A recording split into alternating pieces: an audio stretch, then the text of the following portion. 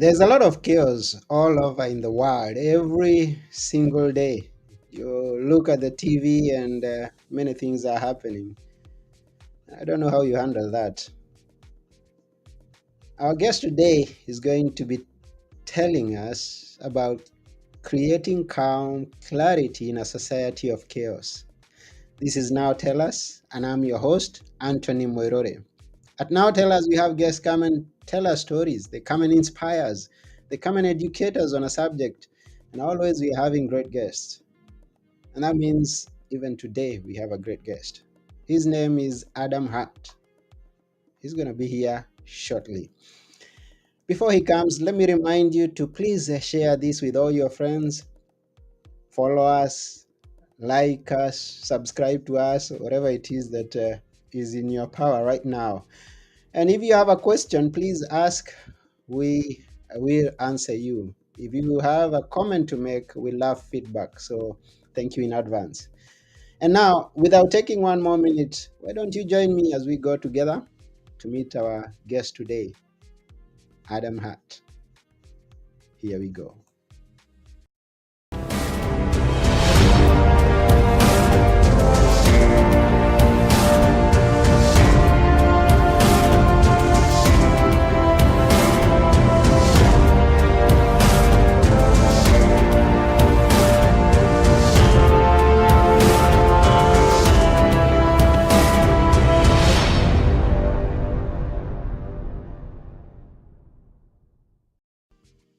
Hello, Adam.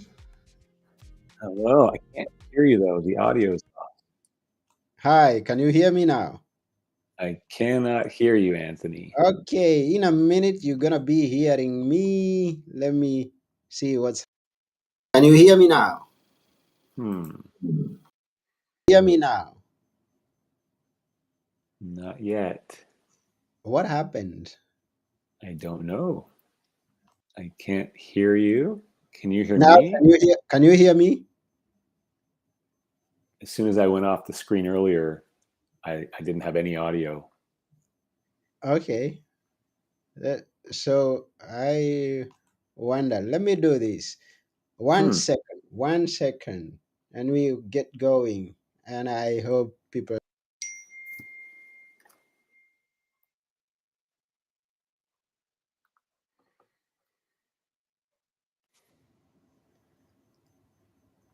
Do you hear me now? No. And The audio. We'll figure it out. Let's do this. okay. I didn't press anything. I know that. It happens with technology. You never know. Can you hear me? Hmm. Let's see. Let's see. Refresh the Things do page. happen. This is technology. And this is the chaos we are talking about. All right, let's do this. Ah, when you think that everything is going to go right and It is things on don't off. work, Let's refresh. uh, they don't work out the way you wish they would. So give us a minute, and Adam will be here shortly, hoping that everything is going to work out right. Now, let's see. Hi, Adam. Can you hear me? You for a second, and then it cut off again. Weird. Weird. Okay, let's see. I'm going to try settings again. That's You strange. You were. Let's I see. heard Can you you hear me? for a second, and then it cut off again. Can you hear me? Let's try that one more time. Okay. I don't know what it is that you're doing wherever you are, you who's watching or listening. And how was your day? Hi, Adam. Can you hear me? Hmm. It, this is unheard of. Can you hear me? Music off. Can you hear me? Unplug my Testing, Yeti. testing. It has never happened like this before. Hear me? Yeah, now I do. I unplugged my Yeti mic. Sorry? Something.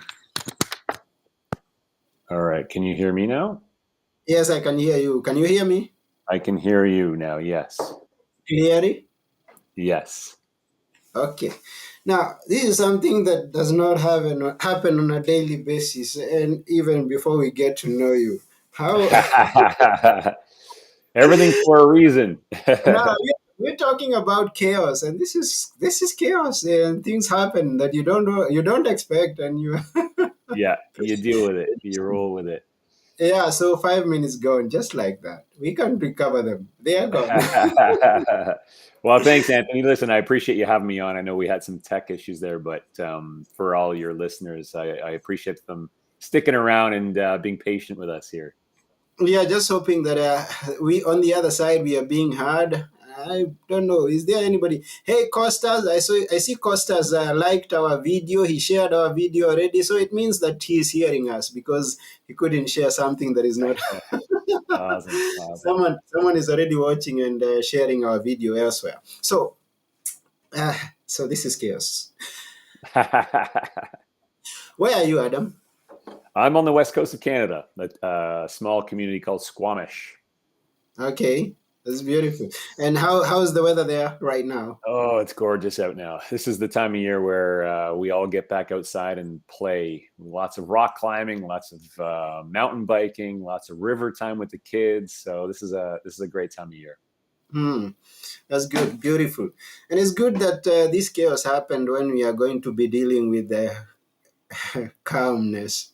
Yeah, well, I that's a large part of what I've mastered over the years is how to create more peace and more calm. When the mind wants to create chaos, how do you get the mind to just relax, be okay with how things are, and then everything unfolds in a much more pleasant way? That's beautiful. So I believe that this is going to be a very beautiful show. That you're here. Let me try to keep my calm and talk slowly. So, where did it all get started? Is that where you are, exactly where you were born, and how was it growing up? Yeah, Yes. yeah, and well, just to start off, for folks who are hearing or who are listening to this, I have spent 20 years optimizing my nervous system stress response. So I'm a highly respected expert in terms of being able to remove the limitations of our own minds and being able to optimize our mental, physical health. That for me comes from a personal journey and a personal experience of being essentially in a burnout state in my 20s. And so I'm originally from Toronto, pretty big city, Mm, and living the concrete jungle life, and got extremely dysregulated in my early years. I would say probably by the time I was 12, 13 years old, I was diagnosed with ADHD, told I was learning disabled, and started to have a lot of self-esteem and self-worth issues in terms of how my brain was operating and the mhm, thoughts my brain was producing. And I became very, very impulsive and very reactive. And that for me led to a lot of disruptive behavior, but most of it was around escaping my life. I was very unhappy with how things were, very uncertain about how I was feeling about my life. When am I going to find something different? And feeling quite depressed. And I turned to sugar. Sugar became my number one addiction, mm, and that eventually led to me becoming pre-diabetic in my early 20s. I became overweight and was on lots of different medication, not just for ADHD, but now for being pre-diabetic. And I kind of hit a rock bottom moment. I had a mm, burnout moment, and I had tried so many different diets and so many different fitness programs, and nothing ever worked. And so I had to surrender. And in the surrendering, I found a pathway out. And I know we chatted briefly before we started, but I have this kind of the 6-step roadmap for finding your way out that I call the Unleash Your Energy Roadmap. And I share it on mhm, my website for everybody for free at clearimpact.io. mhm, And this roadmap was what I discovered when I surrendered to my rock bottom, and it led me out. And the first step was embracing my own light, and that came for me in the form of rock climbing. I discovered rock climbing, and it mm. it showed me some things. Rock climbing is not for everyone. Nah, no. But That's, it was a nervous system stress response, a real one, like a fight or flight response that rock climbing taught me how to actually control my own fight or flight response to life. mm-hmm. And so as I was climbing and climbing and climbing, and I realized, wow, I can actually reset my own anxiety. I can teach and train myself to be calm when I'm climbing and being extreme in the adrenaline. And then I realized, well, wait a minute. This is how I feel when I'm craving sugar. This is how I feel when my kids are screaming and yelling and I'm getting anxious and frustrated. Mm, If I can control it while I'm rock climbing, maybe I can control it in the other areas of my life. And yeah. that's what I discovered is I could actually reset my own reactivity to my sugar addiction. And that was Mm-hmm. the first thing that I healed or I cured was my addiction to sugar through the same process of working with my own nervous system. Mm. Now, when you talk about rock climbing, is it that I have seen in some pictures where you climb a rock? Sometimes you are upside down. You have to get to the other side of the rock. Yeah. Yeah. And listen, it's not for everybody. And I'm not recommending that this is the first step for anybody. But Mm-hmm. yeah, to be able to control my fear, to be able to push the limits of my own mind, that's what I was leaning into and discovering that I was so limited in my way of being and my thinking when I was growing up. And when I Mm, found climbing, it taught me that I was so much more powerful than I ever knew I could be or thought I could be. And so, I get asked all the time, well, what are some of those practices now that help you to build and continue to build that habit without it having to be rock climbing? And I mm, appreciate not everybody wants to go rock climbing, but mm-hmm. the idea is for all of us to be able to have certain habits in our lives that do push our minds to the brink of being so fearful or so anxious that you train it to be at peace with that moment. Hmm. And What you are just the, have to find what that is for you. what other examples could you give us that maybe because it's something that you've thought you've had people tell you or ask you about it. What other examples apart from rock climbing? Well, and rock climbing being an extreme one because it's a real fight or flight response. So it works really well. But there's so many of these. And, the predominant work that I do is working with busy parents, parents who recognize that they're so triggered by their relationship with their partner, or they're triggered by their kids, or they're triggered by the fact that their finances aren't working so well, or that their health is declining. And it's like in all these moments, we're going to find that we have these pattern ways of thinking because the brain has us locked into them. Mm, The brain likes to be fed the energy off of our fight or flight stress response. mm, And so you can, and this is kind of step one in my process in the Unleash Your Energy Roadmap. Step one is to just notice one area that you're being triggered right now. And mm, let's just say, for example, it's your partner. Your partner, you come down in the morning and you notice right away your partner comes downstairs and you feel triggered by them. For mm, whatever reason, you feel a little triggered and it doesn't feel as nice of a relationship as you'd want it to be. mm, That's the moment that you can lean in to what your brain is saying, and it's trying to create fear, it's trying to create anxiety, it's trying to create uncertainty. And in that moment, you can train it to let go of those thoughts. mm-hmm. And the training is actually a practice that I call heart flow. It's a 33-second breath practice Mm-hmm. that is known, scientifically proven, to reset your stress response in the moment you're experiencing stress. And so this heart flow breath practice gives you the ability to push into what's triggering you Mm-hmm. and gives you the ability to reset the nervous system so that your heart and your vagus nerve is communicating cleanly. It's called coherence. So it's coherent in terms of the brain's relationship with your heart and your nervous system. Everything's online. Mm, When we don't do this, we're living a very cerebral life, and it's very chaotic. It's very reactive, and it's mm-hmm. very stressful, and it's very inflammatory for how the body performs. Mm. And so, And yeah. how's that breath work like? I'm wondering. Yeah. And like I say, like on that free download, it's inside the download. So anybody who wants to know the steps, it's in there. But the breath practice itself, and this came from me having to do this, like rock climbing, I had to learn to reset my own stress response because it's a real fight or flight experience. Mm, So I spent years and years climbing at a very high level that I trained my nervous system to live in that parasympathetic state, the rest and digest state, for the majority of the time. mm, Now that's available to all of us, but we have to train it, and most of us don't.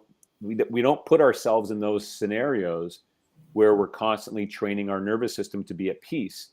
We're just constantly reacting to our heads, and so we don't even realize we're operating at a fraction of who we really are. mm, And so this breath practice helps to create this coherence so that you feel what presence feels like. You mm, feel what peace and calm, and you own it. You don't get afraid of it because the brain likes to be afraid of it and wants to deny you the ability to feel presence. It mm, wants to fill it with more action, more action, more action. Get busy, distract you from being present. mm, But the more we do this practice, the more we feel present, and then you realize, wow, this is the place I want to live from. mm. So the practice itself is a 4 seconds in, 7 seconds out. Okay. 4 in, 7 out, 4 in, 7 out. So you're doing 3 times: 4 in, 7 out, 4 in. You go through your nose is the optimal way. You get more oxygen through your nose. So you're doing the 4 in through your nose, 7 out through your nose or your mouth, whatever's easiest for you. I like to put my hand on my heart. I like to close my eyes if it's possible and really connect to the feeling of being grateful for my life, being the feeling of being very excited about how I want things to be versus being triggered about how I dislike how crazy the kids are. I dislike my partner right now, or I dislike the bill I just got in the email. Okay, that's the Mhm. moment to do the heart flow breath practice, reset, and now bring in an emotion of what you do want. And then you realize pretty quick that that's what you start to manifest more of. Mm. Somewhere in your profile, you talk about human adaptation. Has it got anything to do with this? Yeah, huge, huge. I have a background. My degree is in sociology, so I did spend quite a bit of time diving into human adaptation in the modern world. And so we're at a level of stress in our modern world that we don't even realize we're under.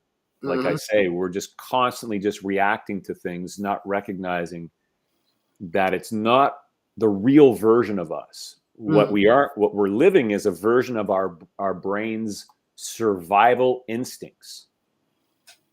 And that takes over how we think because we have 70,000 thoughts a day on average. mm-hmm. On average, we have 70,000 thoughts a day. So the majority of these thoughts are coming from a disrupted relationship with the modern world. Okay. And so what we need to learn is that this is happening so that we don't get stuck fixating on trying to fix. I have to lose the weight.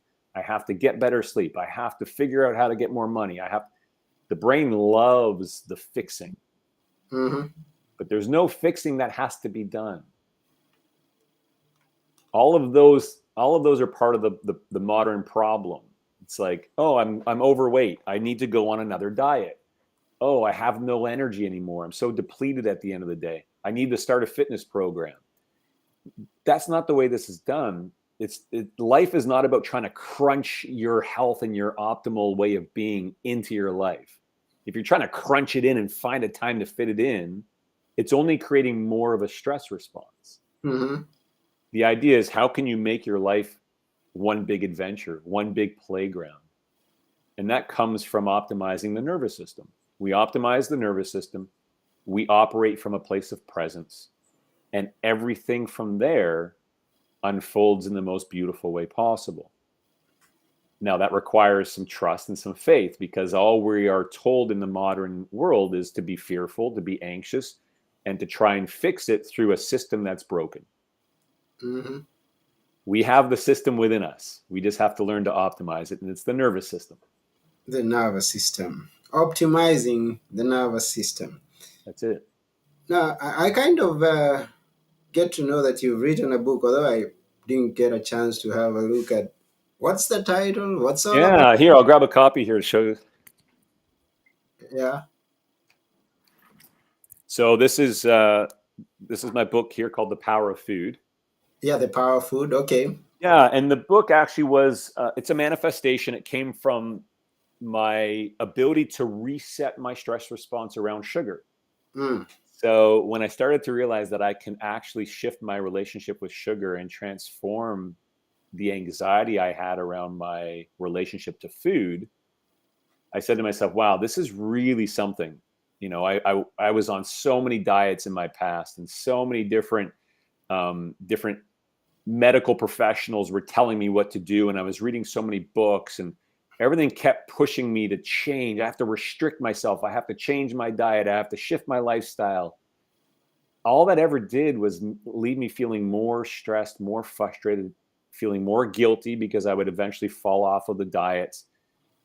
And then I discovered how to work with my nervous system, and I realized, wow, I think I could actually shift my relationship through with food through my nervous system.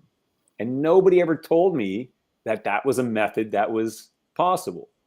So the book is a highlight of that. It highlights how I discovered how to use food and specifically sugar as an act of love versus an act of punishment. mm. And how do you transform that relationship? Okay. What's the research that has gone into this? What you're telling us, even what you're practicing and also writing the book. Maybe I guess you've done quite some research. Yeah, I mean, I spent 20 plus years continuing to optimize my own health and wellness. There's a term out there that I have been labeled, and I'm not a big fan of labels, but a lot of folks have called me a holistic biohacker. This is Mm, this idea that you're hacking into your own biology, not relying on the system to tell you what to do, but you're learning yourself. And as you're learning, you're implementing and you're tweaking and you're tracking. And I don't quantify a whole lot other than I just keep paying attention to how do I feel? How do I feel? How do I feel? And the emotions that I'm experiencing is what's guiding my life experience. And when my emotions get sticky and they get frustrated, that's when I do heart flow. I connect to the grounded moment, and then I transform my life experience again.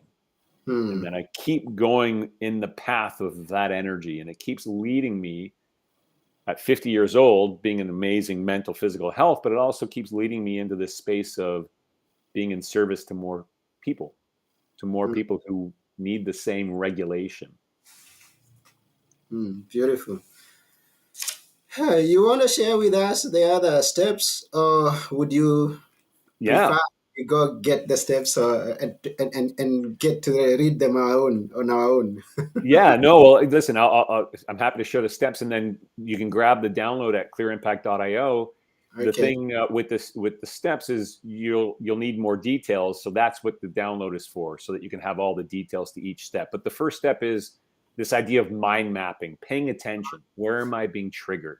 Okay, Mm-hmm. now you know a few of those trigger spots. You can start to work with your mind to start to soften your mind around some of those trigger points. That's heart flow. Mm-hmm. Now, you'll notice within 2, 3, 4 days of doing this practice, you're going to feel more peace and more calm. But there's also an element to this where your brain is going to get angry with you. It doesn't want you to do this because it changes the way that you are giving energy to the brain.